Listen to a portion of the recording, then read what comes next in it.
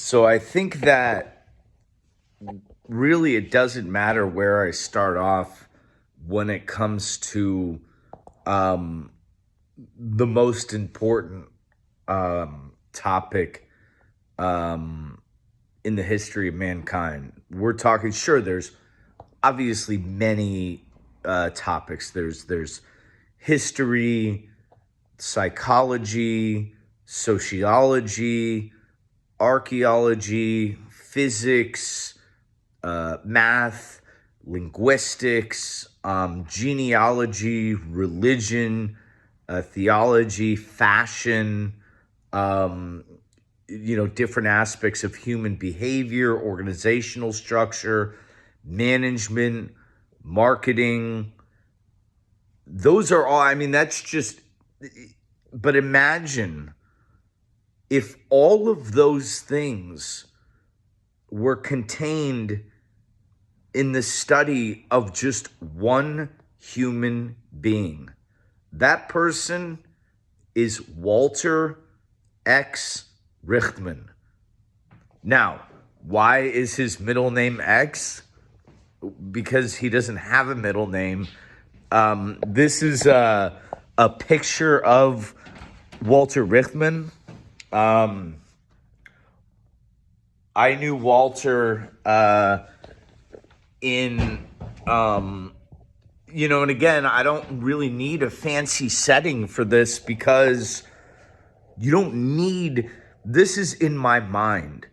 So really it started with Walter, is many, many things. But I think it's best to understand him via one of the most important document ever discovered, the text. And that really it's not just historical. It also includes prophecies and really just is a guide for life.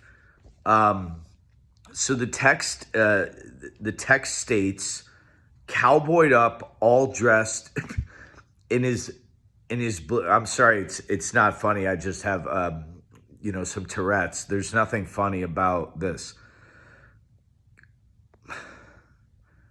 Cowboyed up, all dressed in his blue jean vest, knowing his job is worse than all the rest. He then gears up his torture vest with his razor sharp spikes. He's now fully dressed. He decides to give this juice machine a test, but it explodes red syrup on his hairy chest. Grinding his teeth with anger, he stomps into the kitchen, scratching his balls with the spatula because they were itching. He says, Moose, let's make food for the kites, pricks. Moose goes to the fridge to get pancake mix. He counts up the trays to make sure they're all there, then hauls the shopping carts out of his lair. The campers pour into the dining room, and Walter greets them with imminent doom. They ask about the pancakes, and Walter wants to inflict pain, but simply says, blueberry, chocolate chip, and plain. They ask, where are the normal pancakes? In a snotty tone. They're all normal. He roars, now leave me alone. Walter sees a kid forget to take a tray, grabs him by the throat and says, there'll be hell to pay. Rabbi Polstein says, don't threaten the kids, for you have no power. You're just a red-faced dunce making $9 an hour. He then commands Walter to go make lunch and to brew 90 gallons of garbage punch. At dinner, the soup was boiling hot, and some brave kid decided this was his shot. To get back at Walter, he dare not miss. He hurls the soup at his face and says, swallow this. But the kid soon regretted his foolish attack, and Walter's fist went through his ribcage and out his back. That night, the CITs loaded the truck with the help of Walter, who's dumb as fuck. What was in the pan, no one could tell. It was impossible to read since Walter can't spell.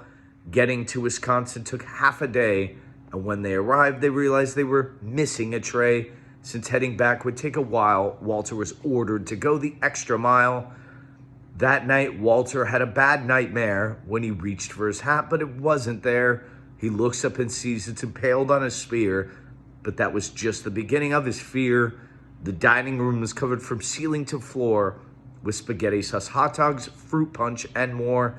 Duct tape ran all across the walls and zigzagged up and down the expanse of the halls. Trays and plates were scattered by the Kayet staff, and Walter's red van was sawed in half. Pots and pans were thrown into the shoal, and Walter noticed he was standing in an oily pool. Then all the kids laughed and said, "It's all a fake out. This was all done in honor of Color War breakout. Now clean up this mess or you'll surely be fired without a chance of getting rehired." So that is, again, that's the text. The text was discovered in the late 2000s. My interaction with Walter X. Rickman, so I knew him as Walter. Actually, I'm not sure he never introduced himself. So Walter I was at Yeshiva Sakayetz from 2002 to 2004 for 3 years. And when I got there, there were introductions by the staff and everything like that.